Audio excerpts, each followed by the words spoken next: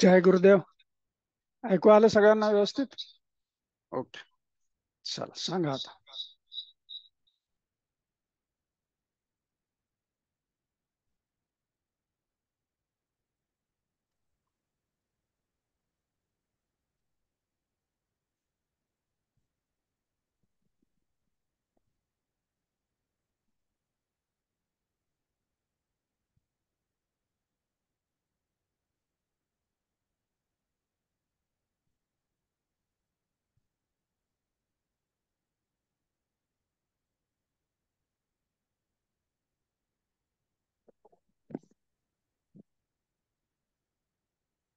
सांगा.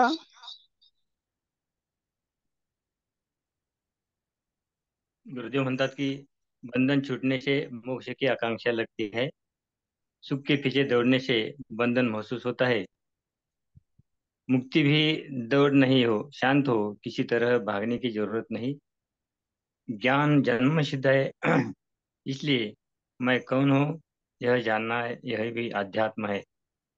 वैज्ञानिक दृष्टि से देखे तो वस्तु दिखते है लेकिन कोई नहीं है, तरंग है खाली, क्योंकि एक साल में शरीर के सब अणु परमाणु बदल जाते हैं। इसलिए ऋषियों ने कहा है कि सारी दुनिया एक छंद है। वेदों में अद्वैत ज्ञान हजारों साल पहले बताया गया है। हर समस्या हर समस्या का हल सोचना अपना का काम है। इसलिए शांत होने होके ध्यान करो, भ्रम शांत होने दो। और हर एक पदवी के बारे में गुरुदेव कहते हैं कि हर एक पदवी किसी का आश्रय है। निराशा सुख का आधार है। जसं निराश्रित आश्रय ढूंढणे म्हणजे शोधण्याचा प्रयत्न करतो, तसं निराशा हा सुखाचा आधार आहे असं गुरुदेवांनी म्हटलेलं आहे. आता जनक राजा स्वतःहून म्हणतात, राजा होकर भी जनक कहते हैं मैं निराश्रित हूँ, मैं कोई नहीं, मैं निराश्रित हूँ, ऐसा गुरुदेव कहते हैं। जय गुरु.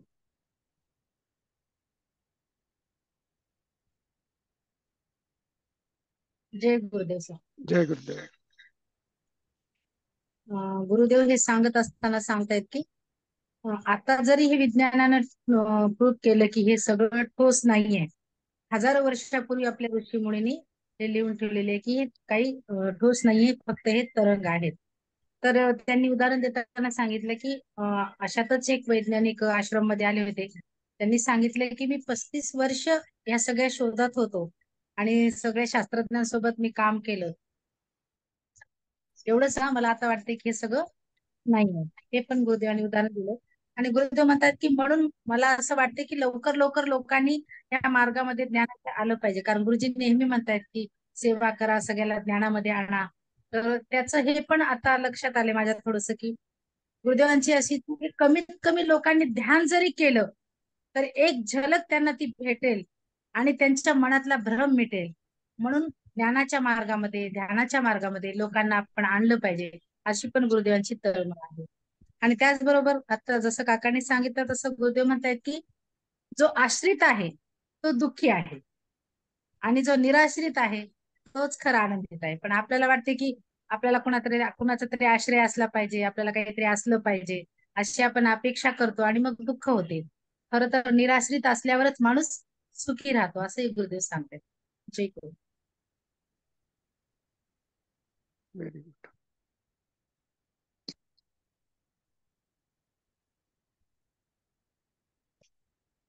काल जरा पावसामुळे नेटवर्क चाललं नाही सर माझ्याकडे.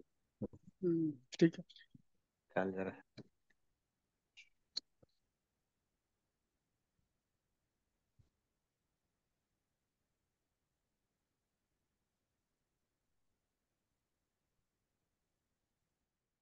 चला, कालचा संदर्भ थोडा सांगा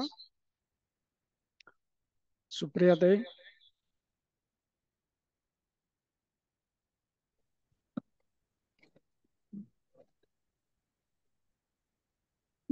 काल गुरुजींनी सांगितलं की माझे अस्तित्व काय आहे हे जाणून घ्यायचंय.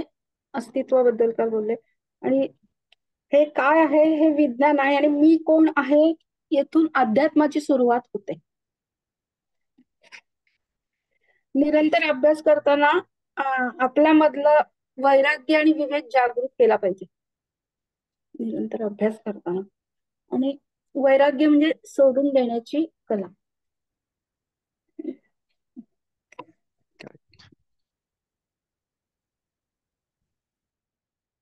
Okay.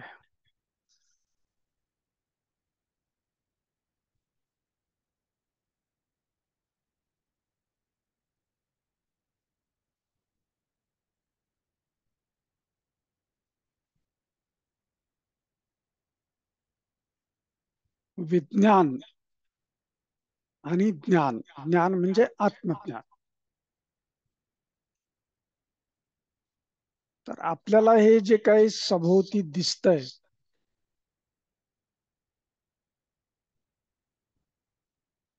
हे काय आहे? विज्ञान आहे.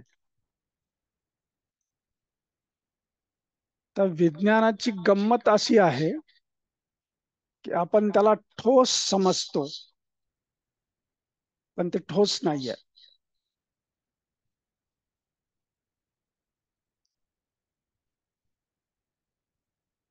सगळं कसं आहे?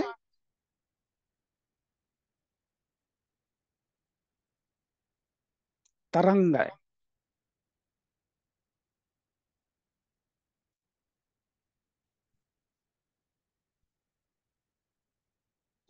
पण विज्ञानानुसार कसं आहे की जेव्हा आपण वैज्ञानिक दृष्टिकोनातून बघतो त्यावेळेस हे सगळं अणुपरमाणूंनी बनलेलं आहे. आपलं शरीर सुद्धा ठोस नाहीये, अणुपरमाणूंचा एक समूह आहे.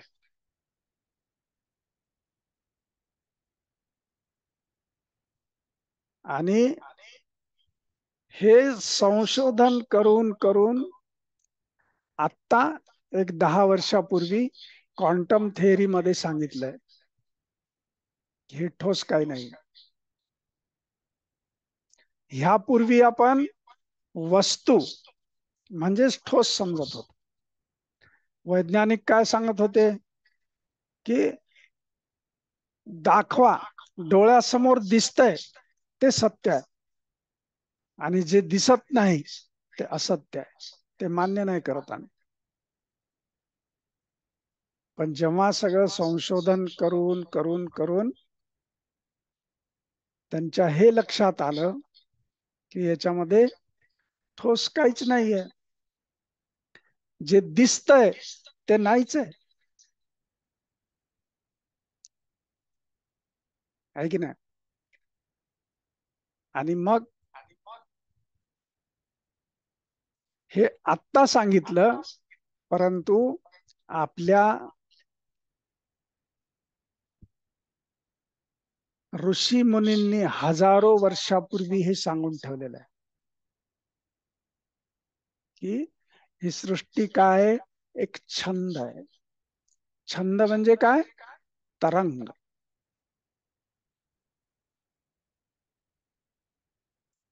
पण हे जेव्हा आपण जाणून घेतो त्यावेळेस काय होतंय? आपल्यातलं सगळं बंधन आहे ते सगळं सुटून जात. आहे की नाही? नाहीतर मग काय, हे सगळं बंधन लागतंय, आपल्याला बंधन वाटतंय.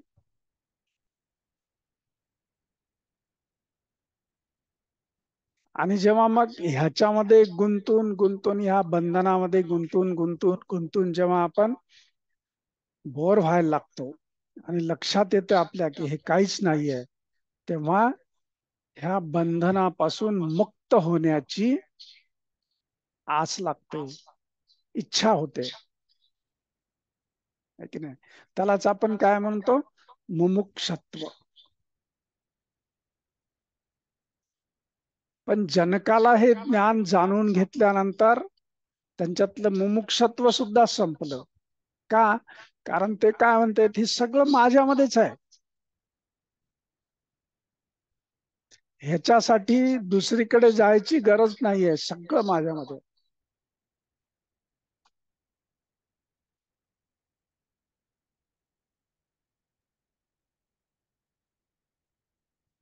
मग त्यासाठी वेगवेगळे उदाहरण दिले. जसं खूप छान उदाहरण दिलं मुल्ला नसरुद्दीनचं, है ना. मुल्ला नसरुद्दीन गाढवावर बसला तो उलट्याकडून बसला, आणि लोकांनी जेव्हा विचारलं तू असं का बसलास, गाढवाला विचारा, मी तर बरोबर आहे. आणि असे बरेचसे, आपण त्यांना नाव देऊ नये, पण ते बरेचसे असे आहेत की ज्ञानाचा चुकीचा अर्थ लावतात.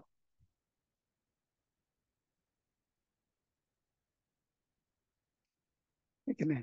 ज्ञानाचा अर्थ जेव्हा, जोपर्यंत ज्ञानाचा अर्थ आणि ज्ञान आपण समजून घेत नाही तोपर्यंत आपली अवस्था त्या मुल्ला नसरुद्दीन सारखीच आहे ना. मग त्यासाठी आपल्याला ही जाणीव होणं गरजेचं आहे. कुठली जाणीव? की मीच आहे, दुसरं काहीच नाहीये.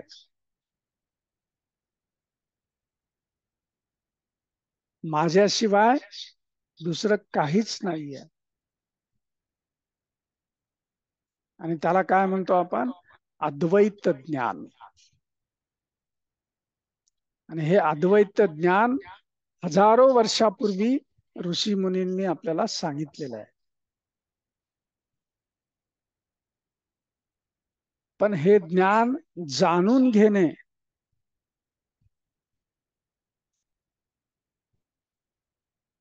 हे जाणून घेण्याची क्षमता आपल्यामध्ये यावी लागते. आणि ती क्षमता कशाने येईल? तर आपण जे संकल्प केलेले आहेत त्या संकल्पानं जेव्हा आपण निरंतर राहू त्यावेळेस ती क्षमता आपल्यामध्ये येईल.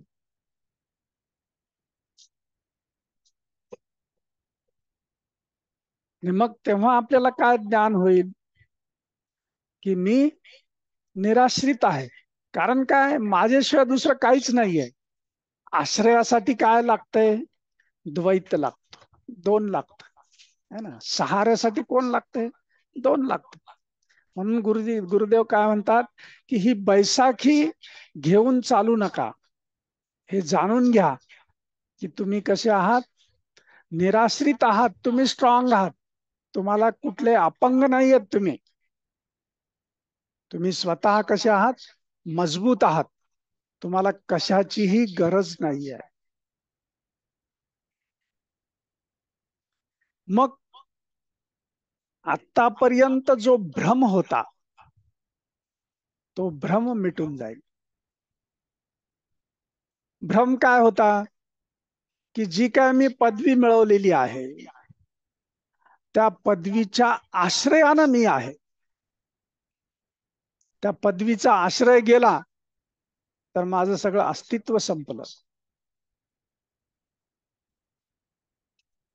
पण आता मला काय समजलं की पदवी सुद्धा माझ्या आश्रयाची नाहीये, आहे की नाही. पदवी माझी आहे पण मी त्याचा आश्रित नाहीये. मग कोणतीही पदवी असो, मग आपली डॉक्टर असो, इंजिनियर असो, कुठला आपला बिझनेस आहे, जे जे काय आपण करतो ते सगळं, तर ते कशासाठी आहे? तर मी जे दैनंदिन व्यवहार करतो त्या व्यवहारासाठी ते आहे. पण ते म्हणजे मी नाहीये. पुन्हा गुरुदेव काय म्हणतात? याचा अर्थ असा नाहीये की सगळं सोडून देऊन बसायचं, असं नाहीये. आपली सेवा करत राहायची, आपलं कर्म करत राहायचं. नुसतं बसून हे प्राप्त होणार नाहीये. हे सगळं करत राहायचं. पण आतमध्ये भाव काय आहे? की मी हे माझ्यासाठीच करतोय. मीच सगळीकडे आणि माझ्यासाठीच हे करतोय मी.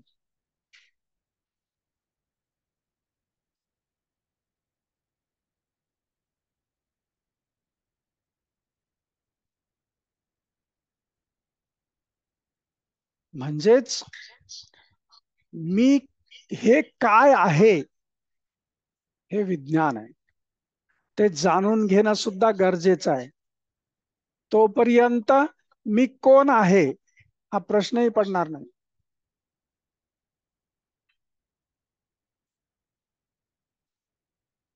आणि मी कोण आहे हे जाणून घेणं म्हणजे काय आहे? आत्मज्ञान आहे, अध्यात्म आहे.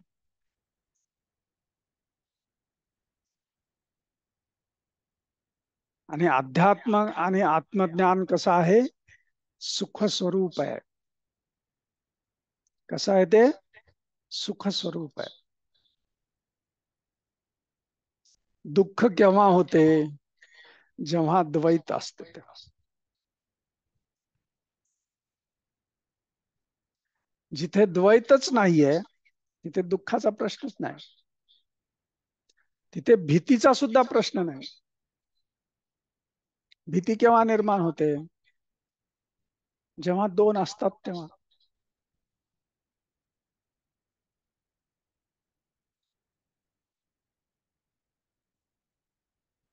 जिथे दोन नाही आहेत तिथे भीती नाहीच आहे.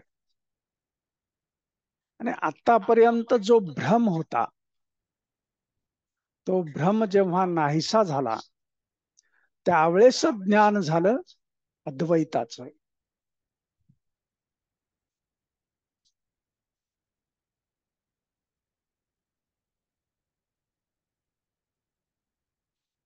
मग गुरुदेव काय म्हणतात की आपण आपलं कर्म करताना जसं त्यांनी सांगितलं की आज रात्री झोपताना असं झोपायचं की मी निराश्रित आहे. निराश्रित आहे याचा अर्थ मला कोणाचीच गरज नाही असा नाही. नाहीतर गफलत करून घ्याल. सकाळी उठलं की दूधवाला लागतो, आहे की नाही? पाणी सोडणारा लागतो. नळाला पाणीच नाही आलं तर काय होईल? आहे की नाही? पुन्हा भाजी, अन्न, धान्य, गाडी, आपल्याला जिथे जायचंय त्याचं ट्रान्सपोर्टेशन हे सगळं लागतंय की नाही? नाही तर मी निराश्रित आहे, मला याची कशाचीच गरज नाही असं समजायचं नाही. जोपर्यंत आहोत तोपर्यंत सगळंच लागणार आहे आपल्याला. लागणार आहे, परंतु त्याच्यामध्ये तेच सर्व काही आहे हा हे बरोबर. समजणं अज्ञान आहे. अज्ञान. हे सूक्ष्मतेनं समजून घेणं गरजेचं आहे. ते सर्व आपण काय करतो की हे जे दैनंदिन मध्ये हे सगळं चालतंय हे सर्व काही आहे, बस याच्या पलीकडे काहीच नाहीये आणि तिथेच बसतो आपण. आणि मग संसारामध्ये दुःख येतं. आश्रय आला की त्याच्या मागे दुःख येते. आश्रयामुळं सुख मिळते हे अज्ञानाचं लक्षण आहे. आणि निराश्रिततेमुळं सुख मिळते हे ज्ञानाचं लक्षण. ज्ञान प्राप्त झालेला निराश्रिततामुळं सुख मिळतंय हे जाणतो. आणि ज्ञान प्राप्त न झालेला आश्रयाशिवाय सुख नाहीये असं समजतो. थोडस सूक्ष्म आहे पण कळेल.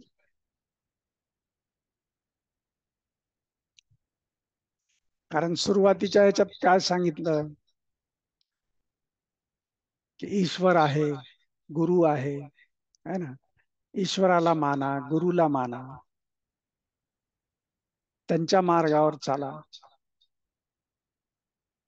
आणि मग जेव्हा मी अद्वैत आहोत तर मग ह्यांची काय गरज?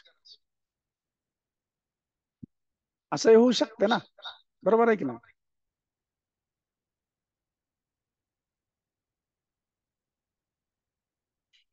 म्हणून गुरुजींनी सांगितलं कि इसको हल्के से लेना,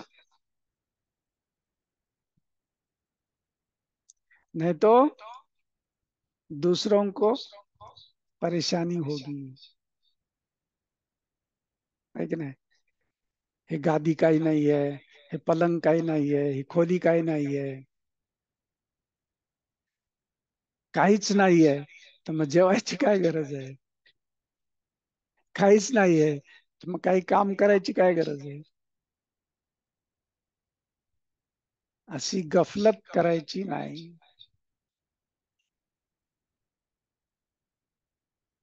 है ना?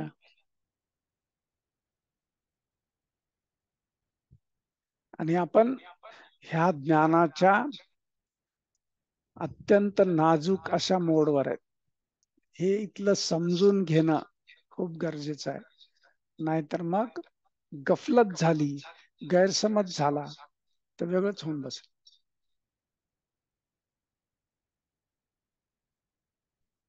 म्हणून व्यवहार आणि अध्यात्म दोनों साथ साथ चलते हैं. गुरुजी ने सांगितलं ना, दोनों कैसे साथ साथ चलते हैं और दोनों की भी जरूरत है. दोघांची पण गरज आहे, तरच आपल्यामध्ये तृप्ती येते, अन्यथा नाही येत. नुसतंच अध्यात्मावर चालत राहिलं तरी अतृप्त आहे, आणि नुसतंच संसारावर चालत राहिलं तरी अतृप्त आहे. दोन्ही पाहिजे, दोन्हीचे बॅलन्स पाहिजे.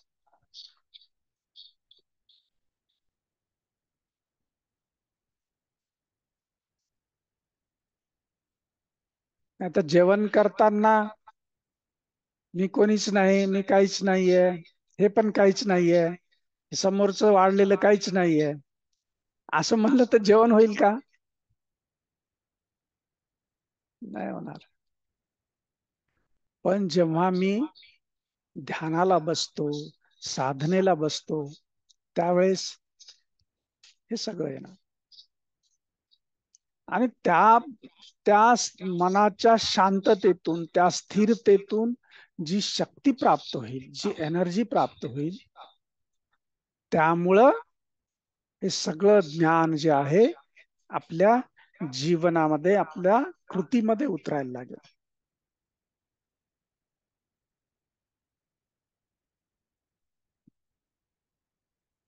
अन्यथा नाही होणार. म्हणून वारंवार, निरंतर हे आपल्याला करणं आवश्यक आहे.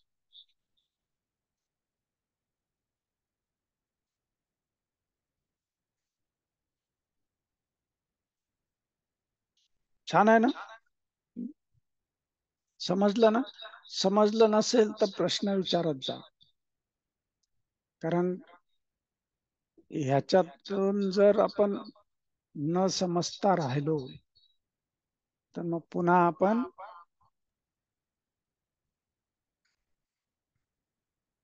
अर्धवट स्थितीमध्ये राहू. दररोजच्या पेक्षा आजचं जरा आहे सर, सूक्ष्म आहे. आता जसं जसं आपण पुढे जाऊ तसं सूक्ष्मतेमध्ये जाणार ना. आपण आता स्थूलतेकडून सूक्ष्मतेकडे चाललो.